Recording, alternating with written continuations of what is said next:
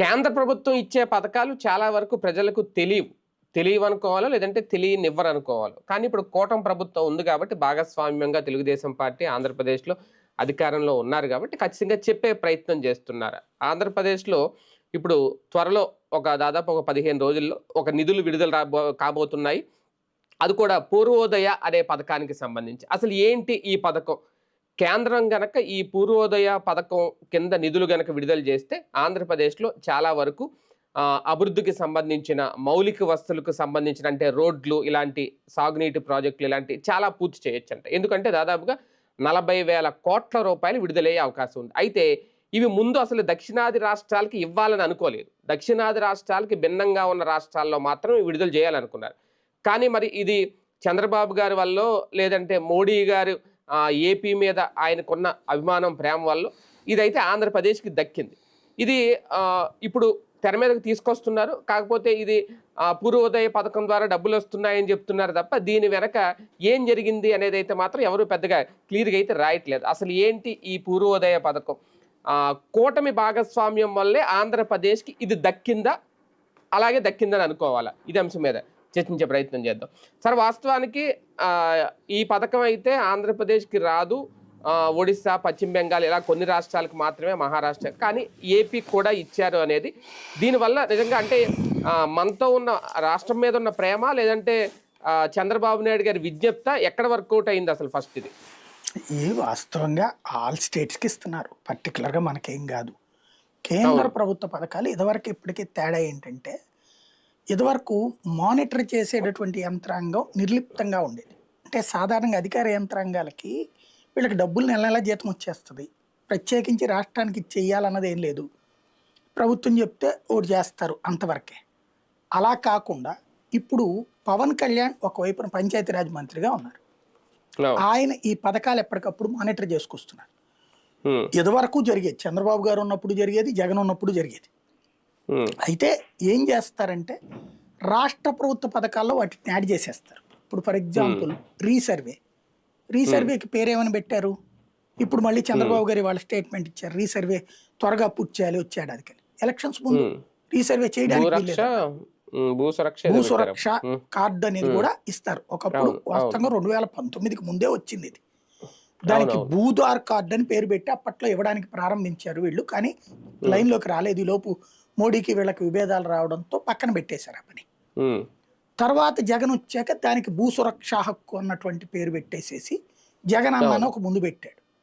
అంటే అది కేంద్ర ప్రభుత్వమే కదా, సర్వేయర్లని ట్రైన్ చేసి గ్రౌండ్ లెవెల్లో రీసర్వే చేయడానికి డబ్బులు కూడా కేంద్ర ప్రభుత్వం వేస్తుంది. దానికి అనేక మంది సర్వేయర్లను పెట్టుకున్నారు, ప్రైవేట్ సర్వేయర్లు. ఒక రకంగా మనకి విద్యుత్ ఉద్యోగులు కనుక ఇంటికి వచ్చి మీటర్ రీడింగ్ తీయడానికి లేకపోతే స్తంభాలు ఎక్కడానికి ప్రైవేట్ అవుట్ సోర్సింగ్ ఎట్లా పెట్టుకుంటారు అట్లా సర్వేయర్లను పెట్టుకున్నారు పెద్ద ఎత్తున. ఇది జరిగిపోయింది ఇవన్నీ. అట్లాగే జగనన్న ఇళ్ళు అంటే ఏంటవి? కేంద్ర ప్రభుత్వానికి సంబంధించినటువంటి ప్రధానమంత్రి ఆవాస్ యోజన ఇళ్లే కదా.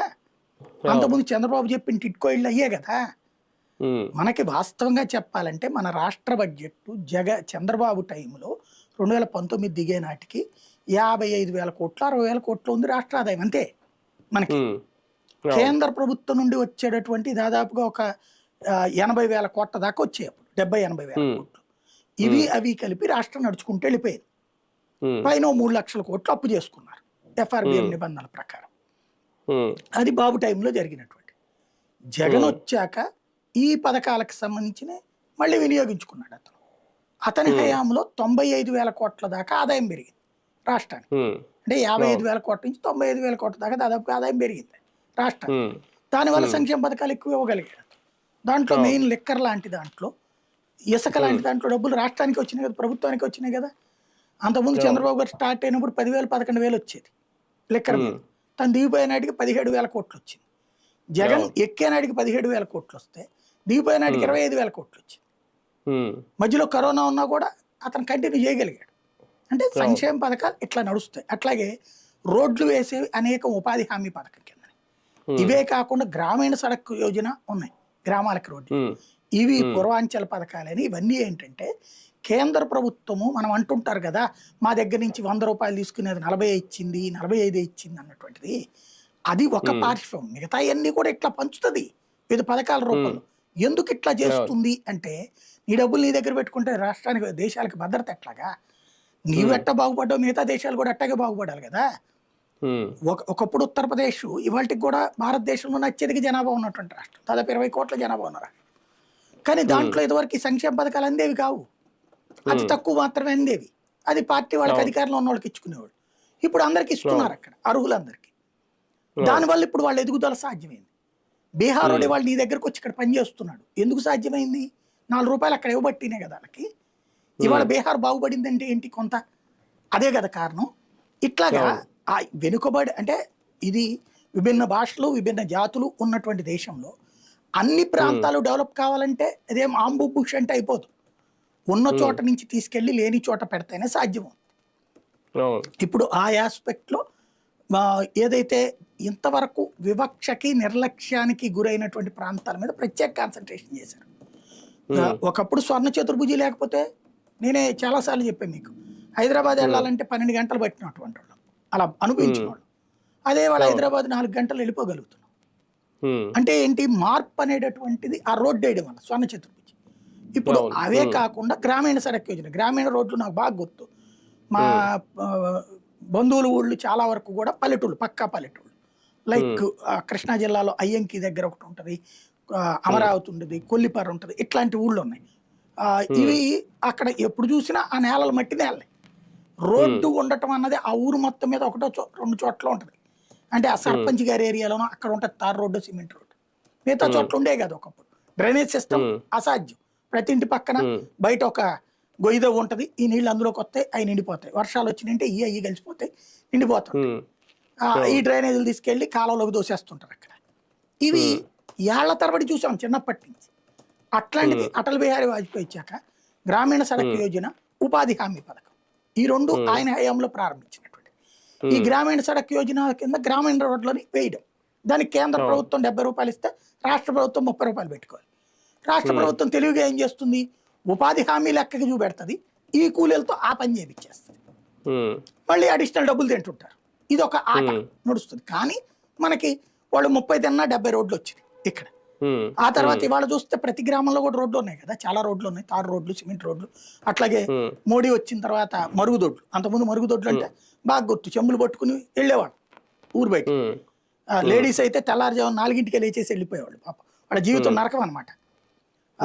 దానికి వెళ్ళాలంటే కనుక ఈవెన్ పాస్కి వెళ్ళాలంటే కూడా నరకం. ఊరి చివరికి వెళ్ళి రావాల్సిందే. సరదాగా మాట్లాడుకున్నట్టు వెళ్ళి అక్కడికి వెళ్ళి రావడం. ఆ టైంలో మగాళ్ళు రోడ్ల మీద ఉంటే కొంచెం తలకాయ ఉంచుకుని పోతా ఉంటారు. అదొక నరకం అనిపించేవాళ్ళు పల్లెటూళ్ళు. ఇప్పుడు ప్రతి ఇంటికి మరుగుదొడ్డి ఇచ్చాడు కదా ఆయన వచ్చిన తర్వాత, మోడీ వచ్చిన తర్వాత. అట్లాగే హైవేస్ విపరీతంగా విస్తరిస్తున్నాడు కదా. అలాగే ఇవే కాకుండా రైల్వే లైన్లు కొత్తగా పెడుతున్నారు కదా. అలాగే గిరిజన ప్రాంతాల రోడ్లు ప్రధాన కాన్సన్ట్రేషన్ మోడీ వచ్చాక జరిగింది. అది ఎందుకంటే మావోయిజానికి కారణం ఏంటంటే మౌలిక వస్తువులు అడవులకు వెళ్ళకపోవడం. అడవుల్లో ఎప్పుడైతే మౌలిక వస్తువులు కల్పిస్తారో, రోడ్లు, ఈ రవాణా సదుపాయం వస్తుందో, ఆటోమేటిక్గా డెవలప్మెంట్ వైపు పరుగులు పెడుతుంది. అది ఆ ప్రాంతాలని అనుసంధానం మిగతా ప్రాంతాలు అది చేసుకొస్తున్నారు. ఇవి అదృష్టవశాత్తు మనకి ఇక్కడ పవన్ కళ్యాణ్ ఆ శాఖ చూస్తుండటం వల్ల పవన్ ఒత్తిడి చేయగలిగిన శక్తివంతుడు చంద్రబాబు మీద. ఇప్పుడు అదే ఏ అనిత్ గారు లేకపోతే ఏ ఆయన పేరేది ఈయన ఉన్నారు కదా మన రెవెన్యూ మంత్రి లాంటి సత్యగానే వీళ్ళు ఉంటే, వాళ్ళ పార్టీ వాళ్ళే ఉంటే ఈ ఫండ్స్ ని అక్కడ ఉన్నటువంటి చంద్రబాబు గారు అనుకోరు, ఈ మంత్రి గారికి అంత ధైర్యం ఉండదు. అధికారి చెప్తాడు ఏదో సార్ ఈ ఫండ్స్ తీసుకెళ్లి దాంట్లో కలిపేద్దాం సార్ అనేసి, వాళ్ళు అట్లా కలిపేసుకుంటారు. బట్ ఇప్పుడు పంచాయతీలకి నేరుగా నిధులు, పంచాయతీలకి సంబంధించి ఇప్పటికి కూడా 100కి 70-60% పక్కెళ్ళిపోతున్నాయి. టైం పడట్లేదు, కానీ ఓ 40% అన్న రాబట్టగలుగుతున్నాడు పవన్ కళ్యాణ్. ఇప్పుడు ఈ రోడ్లు కూడా అంతే, దాదాపు 7,000 కోట్లు 8,000 కోట్లు రోడ్లు అయిపోతున్నారు అవి. దీనికి అందులో ఓ మంచి పని చేశాడు ఈయన. ఇప్పుడు ఎట్లా ఉంటుందంటే అధికారులు అంటే ఇది ఈ వ్యవస్థ ఒక దరిద్రం. మన ప్రభుత్వ రంగ వ్యవస్థ ఎట్లా ఉంటుందంటే రోడ్లు వేయాలి, ఏ రోడ్లు వేయాలో ప్రభుత్వానికి ఎట్లా తెలుసుద్ది? పంచాయతీరాజ్ శాఖ రోడ్లు వేయాలి, ఎట్లా తెలుసుద్ది? ఆ పైన రికమెండేషన్ వచ్చి ఉండాలి. ఎవడివ్వాలి రికమెండేషను? మీరు నేను వెళ్ళి మా రోడ్డు బాగాలేదండి అంటే ఏమైనా వెళ్ళి మీ నాయకుడికి చెప్పుకోపో అంటారు. ఏ స్పందనలో రాసిస్తే రోడ్డుగా కదా అక్కడ పక్కన పడేస్తారు. వాస్తవంగా ఇట్లాంటి ప్రజల చేత అధికారులు కంప్లైంట్ తీసుకుని ఇవ్వాలి. కానీ మనకేమైంది? పొలిటికల్ గవర్నెన్స్ కదా, మనం వెళ్ళి ఉమ్, మన ఏరియా సర్పంచ్నో లేకపోతే ఆ పైన ఉన్నట్టు అధికార పక్ష నాయకుడిని అడిగితే వాళ్ళు రాసిస్తే చేయడం. ఉమ్, ఇది ఇక్కడ చాలా నాశనం అయిపోయింది చాలా రోడ్లు. ఎందుకంటే ఉమ్, మనకి ఓట్లు వెయ్యని వార్డు వేయద్దు అక్కడ, ఉమ్, మన వాడు గెలవని డివిజన్ వేయద్దు అక్కడ, డెవలప్ చేయొద్దు. నాకు బాగా గుర్తు గుంటూరులో ఆ మధ్యన చెప్పినటువంటిది, ఆ గోరంట్ల ఆ చుట్టుపక్కల ప్రాంతాలకి నీళ్ళని కోసం అని చెప్పేసి ట్యాంక్ కట్టారట, పెద్దది కట్టారట. కానీ అక్కడ జనసేన అతను గెలిచాడట కార్పొరేటర్, వైసీపీ అధికారంలో వచ్చినటువంటి సందర్భంలో అక్కడ అట్టాగే ఉంచేశారు. ఎవరికి నీళ్ళు కూడా రాలేదు. నీళ్ళు కూడా రాలేదు, డ్రైనేజ్ సిస్టమ్ అట్లాగే ఉంది, లేదు అక్కడ. ఈ రెండు కూడా జనసేన అతను గెలిచాడు కాబట్టి చేయలేదు. ఇప్పుడు తెలుగుదేశం అధికారంలోకి వచ్చింది, పోనీ వీళ్ళు చేశారు, తెలుగుదేశం జనసేన అధికారంలోకి వచ్చి వీళ్ళు చేయరు. అట్లాగే అంటే తెలుగుదేశం వాడు గెలిస్తేనే చేస్తారనుకుంటే వీళ్ళు. ఇట్లాంటి పొలిటికల్ గవర్నెన్స్ తో దరిద్రం వచ్చింది. దాన్ని ఇప్పుడు పవన్ కళ్యాణ్ ఏం చేశారంటే ఏదేదో ఒక సిస్టమ్ ద్వారా డ్యామేజ్, ఇందులో 4 రకాల రోడ్లు, అంటే రోడ్లు అత్యవసరం తక్షణం వేయాల్సిన శాంతం గుంటలు గుంటలుగా ఉన్నది, అస్సలు రోడ్డే లేకుండా దశాబ్దాలుగా ఉంది, ఇట్లాంటి లెక్క కట్టారు. వీటిట్లో అస్సలు లేని వాటిని ఇమ్మీడియట్ గా కట్టే కార్యక్రమం చేస్తున్నారు. నా బాగా గుర్తు, నేను అసలు ఇట్లాంటి ఊళ్ళు ఉంటాయా అన్నటువంటిది షాక్ అయినటువంటి సందర్భం ఏంటంటే, నేను ఈనాడు అయిపోయి తేజాలో పనిచేస్తున్న రోజుల్లో, అదే సిటీ కేబుల్లో పనిచేస్తున్న రోజుల్లో అమ్మ నాన్న అటు కూచిపూడి దగ్గరలో ఉన్నట్టు ముత్తరాజుపాలెం అని ఆ ఊర్లో షాప్ పెట్టుకుని అక్కడికి వెళ్ళారనమాట. అక్కడికి బస్సు దిగి ఆ ఇంటి దగ్గరికి వెళ్ళటానికి రోడ్డు లేదు, మొత్తం గుంటే. వర్షం వస్తే ఏది మన ఇక్కడ దాకా మోకాళ్ళు ఏంటి తొడల దాకా నీళ్ళు వస్తాయి, ఆ నీళ్ళలో నడిచి వెళ్ళాలి, మరుగుదొడ్లు ఉండవు, ఊరు చివరికి వెళ్ళాలి. అలాంటి చోట అద్దెకి మళ్ళీ ఇల్లే బిల్డింగే అద్దెకి తీసుకు, కానీ అది ఒక ఎత్తు. ఇంకోటి రోడ్డే ఉండదు, మెయిన్ రోడ్డు మీద నుంచి నడిచి వెళ్ళాలా. ఇట్లాంటి రోడ్లు కూడా ఇప్పటికి ఉన్నాయా అని, అది ఎక్కడ పోనీ ఉన్నా ఏ అడవుల్లో కాదు, అది కూచిపూడి పక్కన అట్లాంటి చూసా. తర్వాత అదే రోడ్డు వేయిగా చూసా, అదే ఊరు. ఇట్లాగా రోడ్ల మార్పు, రోడ్లు అనేటటువంటిది స్వరూపాన్ని మార్చేస్తాయి ఏ ప్రాంతానికైనా సరే. అట్లాంటిది ఇప్పుడు పవన్ కళ్యాణ్ సీరియస్ గా కాన్సన్ట్రేట్ చేశారు కాబట్టి మంచి జరుగుతుంది. అది కేంద్ర ప్రభుత్వం కూడా ప్రాబ్లం ఏం లేదు కదా, అధికారులు మనం వెంటపడాలి. అధికారులు ఎట్లా ఉంటుందంటే, నాకు 10 రూపాయలు వస్తుందంటే ఆ పని తొందరగా చేస్తాడు, ప్రజలకి ఏదన్నా వస్తుందంటే పట్టించుకోడు ఆయన. అది ఇప్పుడు ఈయనకి ఏంటంటే అవన్నీ లెక్కలు కట్టుకుని ఫాలో అప్ చేస్తున్నారు అనమాట. అంటే రహదారులు ఒకటి సార్, దాంతో పాటు దీనివల్ల ఈ పూర్వోదయ వల్ల సాగునీటి ప్రాజెక్టులు కూడా పూర్తయ్యే అవకాశం ఉంటుందా? పెండింగ్ లో ఉన్నాయి కానీ లేదంటే కొత్త కానీ, ఎందుకంటే ఒక 20,000 కోట్ల రూపాయలు దానికి కేటాయిస్తున్నారంట కదా. ఈ వాటిది ప్రభుత్వ కమిట్మెంట్ మీద ఆధారపడి ఉంటుందండి. వీళ్ళు ఆల్రెడీ రన్నింగ్ లో ఉన్న ప్రాజెక్టులు కాదు అవి ఇచ్చేది, అది డైవర్ట్ చేస్తే కుదరదు. కొత్త వాటి కొత్తది వీళ్ళు చేయరు బేసిక్ గా, వీటి పాత వాటి ఇందులో లెక్క చూపెడతారు. అక్కడ మళ్ళీ తేడా వస్తుంది. చెయ్యాలంటే అంటే ఉద్దేశం ఏంటంటే, వాళ్ళ ఉద్దేశం ఇప్పుడు మన ఏరియాకు మంచినీళ్ళ సదుపాయం లేదు, అది కల్పించాలి, ట్యాంకులు కట్టించి. అవి లేదు, ఒక ఏరియా బాగా మెట్ట ప్రాంతం, దగ్గరలో ఒక 10 కిలోమీటర్ల దూరంలో నీళ్లు వెళ్తున్నాయి, పారే కాలువ ఉంది, ఆ కాలువ నీటికి లింక్ చేసి పెట్టాలి. ఈ 10 కిలోమీటర్లు తవ్వాలా, దాన్ని బాగా వినియోగించుకుని కిందసారి మిషన్ భగీరథ కింద తెలంగాణ ఆ రోజున ఇట్లాంటి చెయ్యాలి. మనం మన దగ్గర అంత ఓపిక ఉండదు.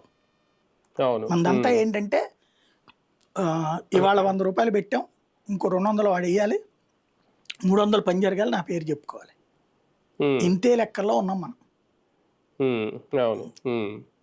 ఒక రకంగా ఈ నిధుల వల్ల ఒక భారీ రిలీఫ్ అయినా సార్ రాష్ట్రానికి? ఏ కాదండి, ఇప్పుడు ప్రస్తుతం బతుకుతున్నది కేవలం కేంద్రం వల్లనే. కానీ ఆ మొక్క చెప్పరు కదా, అంటే కూటమిలోనే ఉన్నామంటారు కదా. ఇప్పుడు 90,000 కోట్ల రూపాయలు, 90,000 కోట్లు, 1,00,000 కోట్లు ఇప్పుడు వస్తున్నది ఆదాయం. 85,000 90,000 కోట్లు జీతాలకి ఎన్నో పెన్షన్లకి వెళ్ళిపోతున్నాయి. డబ్బులు ఏడ ఉన్నాయి? జీతాలకు కూడా ప్రతి నెల ఇబ్బంది పడుతున్నారు. ఇప్పటికి 75,000 కోట్లు 72,000 కోట్లు అప్పు తీసుకున్నాం అనుకున్నారు ఏడాది, ఇప్పటికీ 62,000 కోట్లు తీసేసుకున్నారు 8 నెలలు. ఇంకా 4 నెలలు ఉంది అంటే 1,00,000 కోట్ల దాకా అప్పులు తీసుకోవాలి ఏడాది. ఇప్పటికీ ఈ 2 ఏళ్లలో, ఇది 18 నెలల్లో ఎఫ్ఆర్బిఎం నిబంధనలకు మించి కూడా తీసుకున్నారు, స్పెషల్ పర్మిషన్స్ తీసుకుని అన్నట్టు నేషనల్ మీడియా టచ్ చేస్తుంది కొన్ని రాష్ట్రాలు ఎట్లుందనేసి. అసలు డబ్బులు ఉంటాయి. ఇప్పుడు నేను బాబు గారు ఏదో చాలా పెద్ద జిఎస్టీ ప్రజెంటేషన్ చేశారు, భారీగా పెరిగిపోయాం మేము ఎదిగిపోయాం అనేసి. మరి 1500 ఎందుకు ఇవ్వలేట్లేదు మహిళలకి? అట్లాగే నిరుద్యోగ భృతి ఎందుకు ఇవ్వట్లేదు? లేదు దాని పేరేంది, అది 50 ఏళ్ళకి పెన్షన్ ఎందుకు ఇవ్వట్లేదు? అసలు కొత్త పెన్షన్ ఎందుకు ఇవ్వట్లా 18 నెలల నుంచి? పైగా ఫీజు రియంబర్స్మెంట్ డబ్బులు ఎందుకు లేవు? ఆరోగ్యశ్రీ డబ్బులు ఎందుకు లేవు?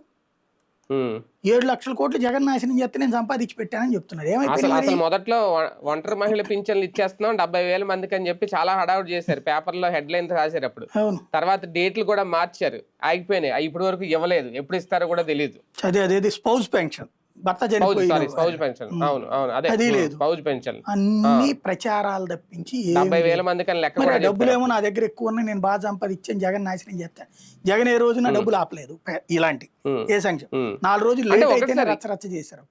ఇవాళ మీరు ఆంధ్రజ్యోతి పేపర్ చూసే ఉంటారు, అది చూస్తే పూర్వోదయతో ఉషోదయం 3 ప్రాంతాల అభివృద్ధి కార్యాచరణ, ముఖ్యమంత్రి దానికి సంబంధించి ప్రతిపాదనలు పంపమన్నారు, ఇదంతా రాసుకొచ్చారు తప్ప, అంటే కేంద్రం విధులు వినియోగించుకోవాలని రాశారు తప్ప ఎక్కడా కూడా కేంద్రం ఇస్తుంది ఇది అనే ఒక ప్రస్తావన అయితే హైలైట్ చేయలేకపోయారు. మామూలుగా ఏం జరుగుతుందో, అధికారులకు ఏం ఆదేశించారు, వార్త మొత్తం చదివితే అలాగే ఉంది. అంటే ఇది తమ ఖాతాలో వేసుకునే ప్రయత్నమేనా? ఇక్కడ వాళ్ళ తప్పు కాదు కదా, అది వీళ్ళ తప్పు. వీళ్ళు ఆల్రెడీ అమ్ముడుపోయిన వాళ్ళు, లేదా వీళ్ళే కార్యకర్తలు.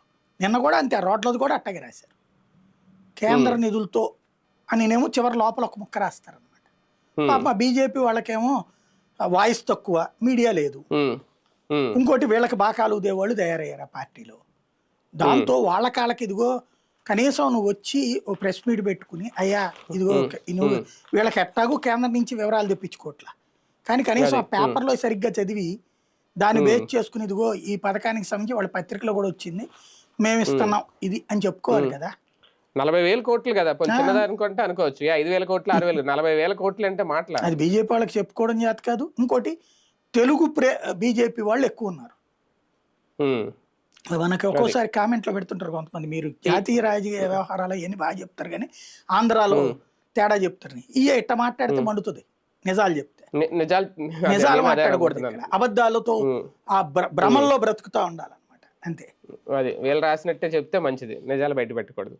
రైట్, చూద్దాం. మొత్తానికి ఏది ఏమైనా కేంద్రం ఇస్తున్న నిధుల్ని ఖచ్చితంగా వినియోగించుకోవాలి, ఉపయోగించుకోవాలి, అభివృద్ధికి ఉపయోగపడితే అంతకు మించింది ఏం లేదు. కాకపోతే కేంద్రం ఇస్తోంది అనేది ప్రజలకు కూడా తెలియచెప్పాల్సిన అవసరం అయితే ఖచ్చితంగా ఉంది. మొత్తానికి ఈ పూర్వోదయం పేరుతో నిజంగా ఉషోదయం రాబోతుందా, దీన్ని ఎలా ఉపయోగించుకోబోతుంది, దీని ద్వారా ఎలాంటి ప్రాజెక్టులు రాబోతున్నాయి, అలాగే మౌలిక వస్తువుల సదుపాయాల్లో భాగంగా ఎలాంటి రోడ్లు వేయబోతున్నారు, ఇవన్నీ వేచి చూడాల్సిన అంశం.